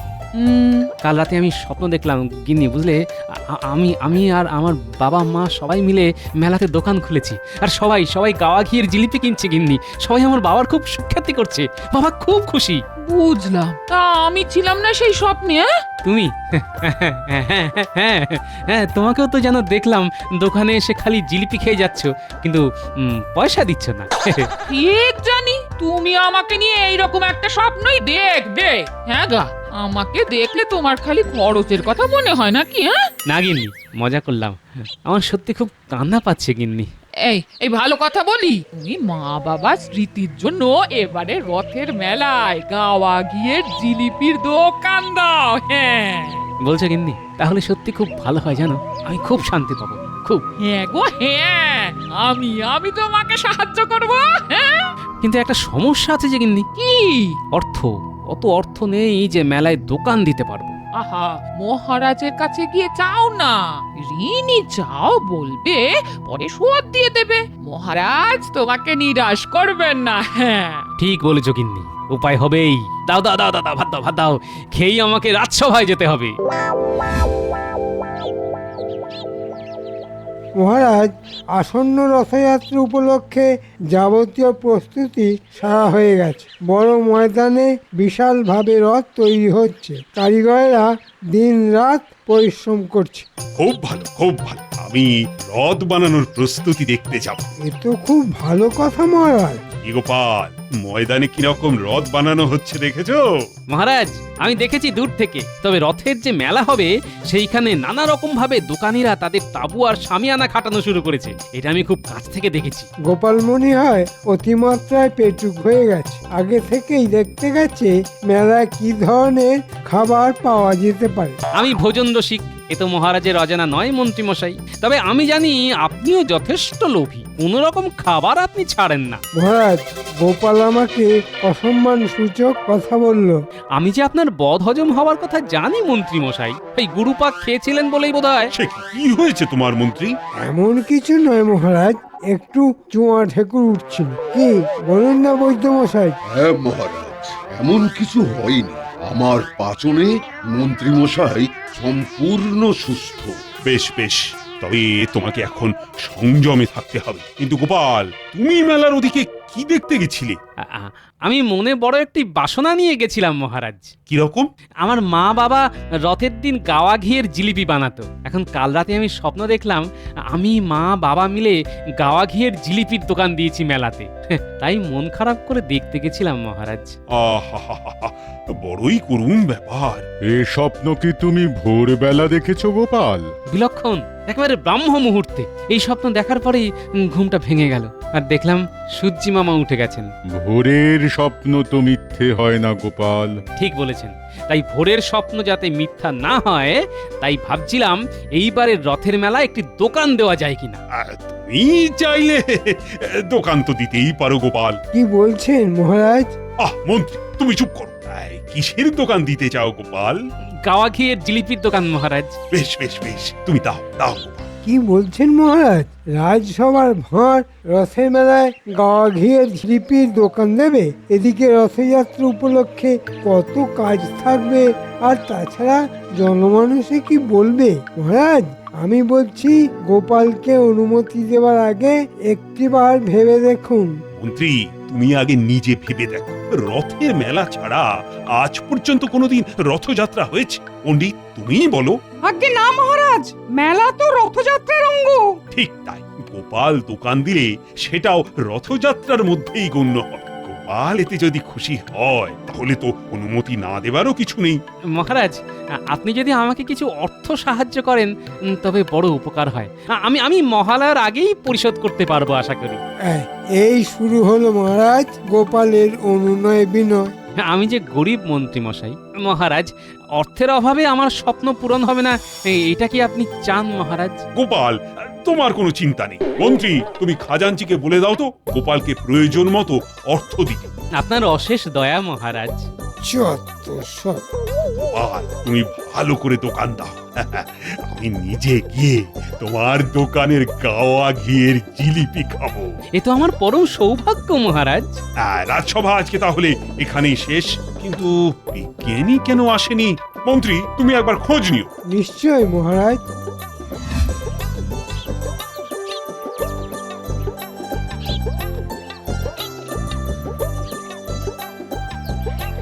একই অবস্থা তোমার বিজ্ঞানী? হ্যাঁ, তুমি ঘুমাচ্ছ?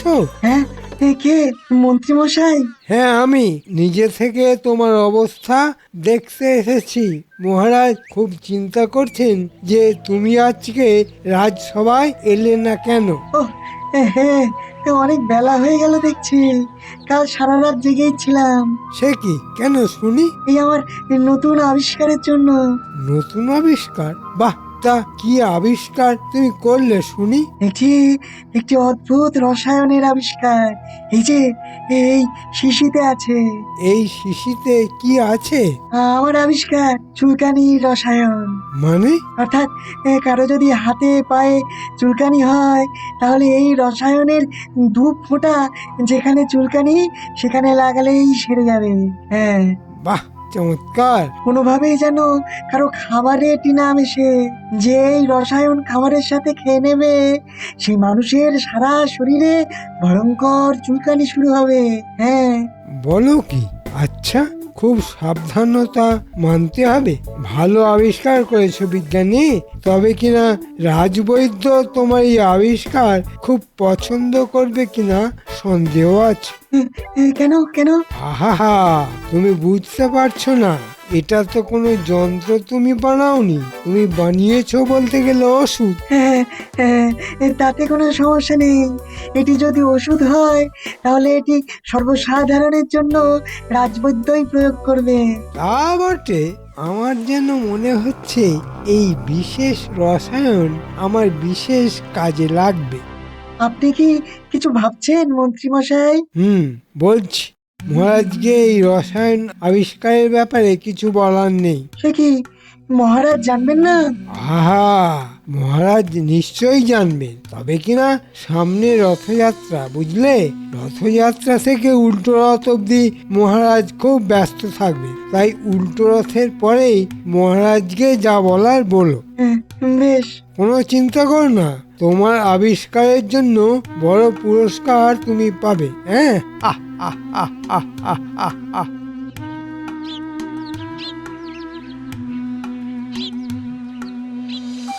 গিন্নি, ও গিন্নি। আরে কি হলো গো? ঘরের বাইরে থেকে গিন্নি গিন্নি বলে হাঁক পাচ্ছ কেন? আরে সুখবর আছে, সুখবর। মহারাজ অর্থ সাহায্য করেছেন এবং রথের মেলায় আমাদের গাওয়া ঘিয়ের জিলিপির দোকান হচ্ছেই। বলো কি?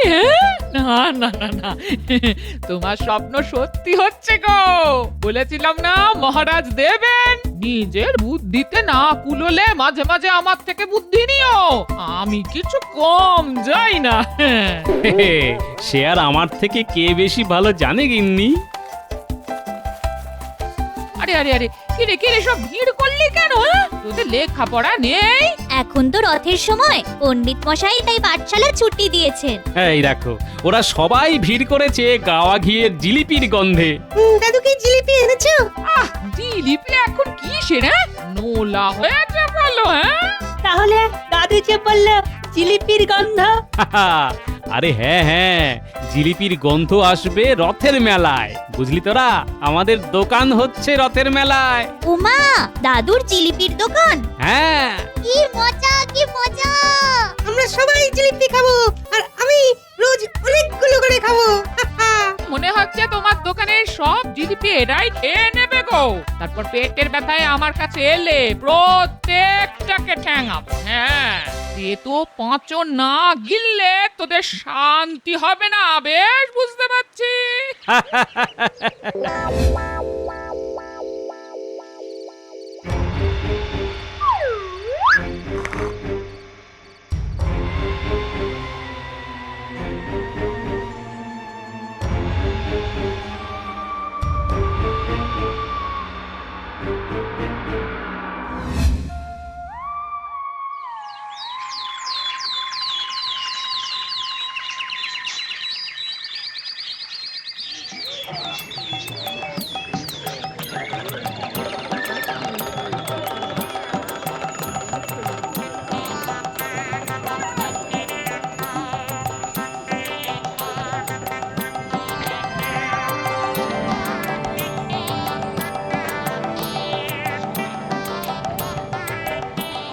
গিন্নি, কড়াই গরম হোক। মহারাজ এক্ষুনি রথযাত্রার উদ্বোধন করবেন। হয়ে গেলেই আমি চলে আসছি।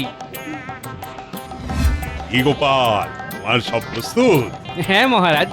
জয় শ্রী জগন্নাথ, জয় শ্রী বলরাম, জয় মা সুভদ্রা, জয় মহারাজ কৃষ্ণচন্দ্রের জয়। জয় মহারাজ কৃষ্ণচন্দ্রের জয়। ভগবান শ্রীকৃষ্ণ তার মাসির বাড়ির উদ্দেশ্যে জ্যেষ্ঠ ভ্রাতা বলরাম ও ভগিনী সুভদ্রার সাথে রথযাত্রা করে রওনা দিচ্ছেন। তার সেই রথযাত্রার রথের রশি টেনে মহারাজ শ্রীকৃষ্ণচন্দ্র রথযাত্রার উদ্বোধন করবেন। আমি রশিতে হাত দিচ্ছি, বাকিরাও হাত লাগাও। জয় জগন্নাথ, জয় জগন্নাথ, জয় জগন্নাথ, জয় জগন্নাথ, জয় জগন্নাথ। মহারাজ, আপনি জিলিপি খাবার পরেই সবাই খাবে। গোপাল যে দেখছি নিজেই ময়লা হয়ে গেছে, এটা কিরকম হলো? আপনি মিছেই চিন্তা করছেন মন্ত্রী মশাই। বাবা যেরকম বানাতে পারতেন তেমনটি এখানের কোনো ময়রা পারবে না। আর এরকম জিলিপি বানানো আমার বাবা মাই আমাকে শিখিয়ে দিয়ে গেছেন। সত্যি গাওয়া ঘিয়ের কিন্তু চমৎকার সুবাস বেরিয়েছে। ঠিক বলেছো পণ্ডিত। আমাকে ধন্য করুন মহারাজ। বাহ বাহ বাহ, চমৎকার গোপাল। আরে তুমি কি ধন্য হবে, তোমার জিলিপি খেয়ে আমি তো নিজেই ধন্য হয়ে গেলাম। সত্যি গোপালের যে এত গুণ সে তো জানাই ছিল না। সবই আপনার কৃপা মহারাজ। আপনি সাহায্য না করলে এই দোকান তো হতোই না। এ কি গোপাল, তুমি আমাকে দিলে না? আগে আমি ভাবলাম মন্ত্রী মশাই কয়েকদিন আগে আপনি বৈদ্যর থেকে বদ হজমের জন্য পাচন খেয়েছিলেন, আর এখন গাওয়া ঘি আপনার পেটে সহ্য হবে না। এটা গোপাল বিচক্ষণের মতোই বলেছে। ঠিক গোপাল ঠিক। না না না মন্ত্রী, আর এখন গাওয়া ঘিয়ের জিলিপি কিন্তু মোটেই খাওয়া চলবে না, এটা রাজার আদেশ। গোপাল, তোমার গাওয়া ঘিয়ের বদনাম আমি করেই ছাড়বো, আর এই সুযোগ মনে হয় আমার হাতেই এসে গেছে। বেশ গোপাল বেশ, তবে দেখো সাবধানে, তোমার গাওয়া ঘিয়ে কৃষ্ণনগরের মানুষের যেন কোনো ক্ষতি না হয়। মহারাজ, মেলা তো সকালে নেই, গোপাল রাজসভায় নেই কেন? এই প্রশ্নটাই আমি ভাবছি মহারাজ। রথের মেলা হবে বলে তো রাজকার্য বন্ধ থাকতে পারে না, কিন্তু গোপাল জিলিপি ভাজছে বলে শেষে রাজসভায় আসবে না, এ কেমন ব্যাপার? গোপাল এই 7 দিন আসবে না বলেছে আমাকে, আর আমি ছুটিও মঞ্জুর করে দিয়েছি। সত্যি বলতে মহারাজ, কি অসাধারণ জিলিপি খেলাম ভাবতেই পারছি না। গোপাল দিল জিলিপির প্যাঁচ রথের মেলায়, যত পারো খেয়ে নাও চেটে পুটে এই বেলায়। বেশ বেশ। আচ্ছা মন্ত্রী, বিজ্ঞানীর কি খবর? খবর নিয়েছি মহারাজ, বিজ্ঞানী নতুন আবিষ্কারে খুব ব্যস্ত। কিছু আবিষ্কার করেছে? মানে কিছু বলেছে? না মহারাজ, আমি নাকি বুঝবো না, আপনাকেই বলবে। হ্যাঁ, বেশ বেশ বেশ। তাড়াতাড়ি গাও গোপাল, তোর সইছে না। এত ভালো মনে হয় বারবার খাই। তোমার সুখ্যাতি দিকে দিকে ছড়িয়ে পড়ুক গোপাল, কি অসাধারণ জিলিপি! বাহ বাহ! সবই আমার মা, বাবা আর এখন মহারাজের আশীর্বাদ, বুঝলে রামু? এই পুটি, টেপা, নেপলা, গুলটে, এদিকে আয়, এদিকে আয়। আরে তোরা দেখছি এই দোকান ছেড়ে অন্য কোনো দিকে যাচ্ছিস না রে। এই যে নিয়ে যা জিলিপি, এই শেষবার। আজ আর নয়, অনেক খেয়েছিস। হ্যাঁ, কাজ হয়ে গেছে?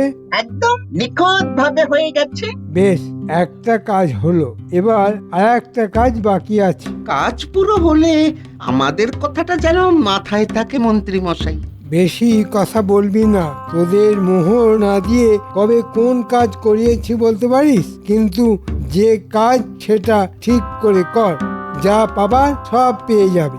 যে আগে যা, এখন বাকি কাজ করে ফেল।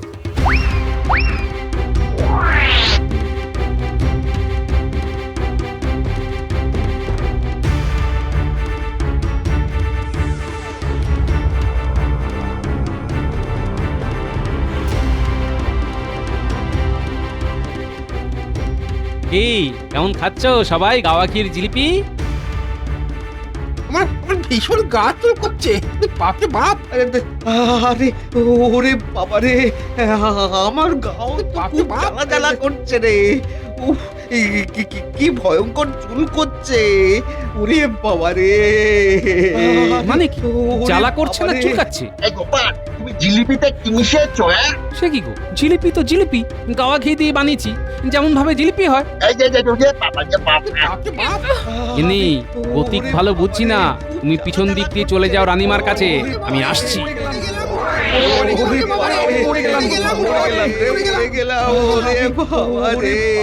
ট্যাপা, গুলটে, পুঁটি, নেপলা, পালা!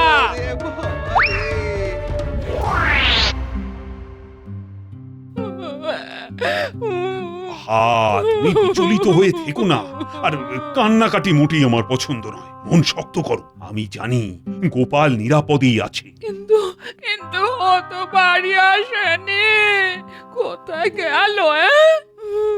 মন্ত্রী, গোপালকে খুঁজতে চারিদিকে লোক পাঠাতো। ঠিক কি হয়েছে, কেন সবাই এত ক্ষেপে গেল, সেটা আমি গোপালের মুখ থেকেই শুনতে চাই। আমি তো ভাবতেই পাচ্ছি না গোপাল কেন খাবারে বিষ মেশাবে।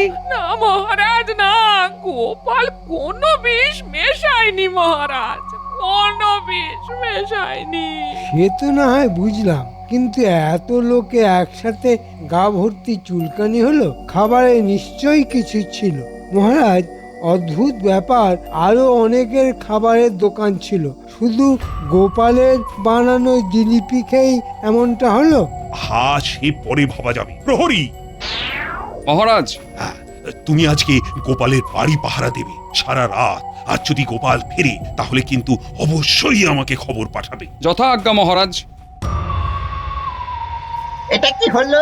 মন্ত্রী মশাই আমাদেরকে বললো কাজ হয়ে গেলেই আমাদের মোহর দিয়ে দেবেন, আর এখন তো পালিয়ে বেড়াচ্ছেন। পালিয়ে যাবি কোথায়? মোহর আমাদের দিতেই হবে। যা বলেছেন তাই করেছি।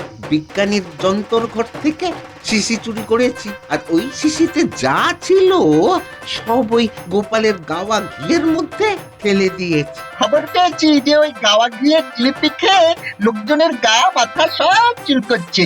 গোপাল পালিয়ে গেছে। মন্ত্রী যা চেয়েছে সব হয়েছে। এখন যদি আমাদের মোহর না দেয় তাহলে সত্যি বলছি ওই রাজাকে গিয়ে সব বলে দেবে। হ্যাঁ, রে বাবা, এই তোরা পুচকে, তোদের খেল খতম।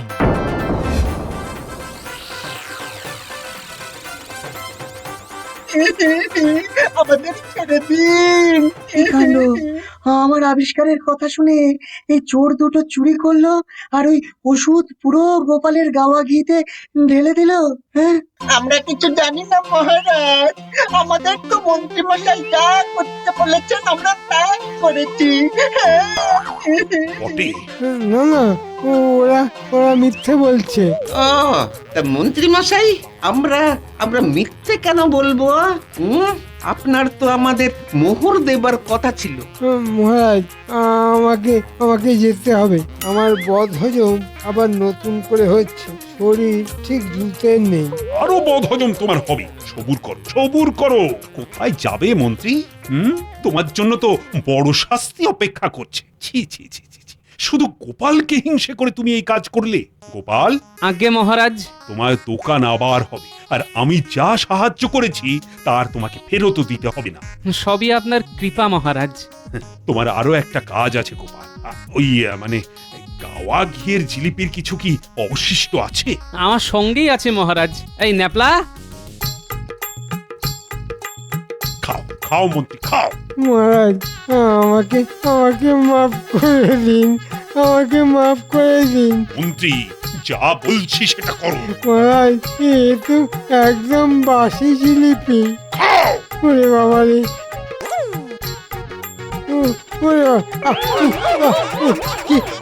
কি কাচু করছে মহারাজ।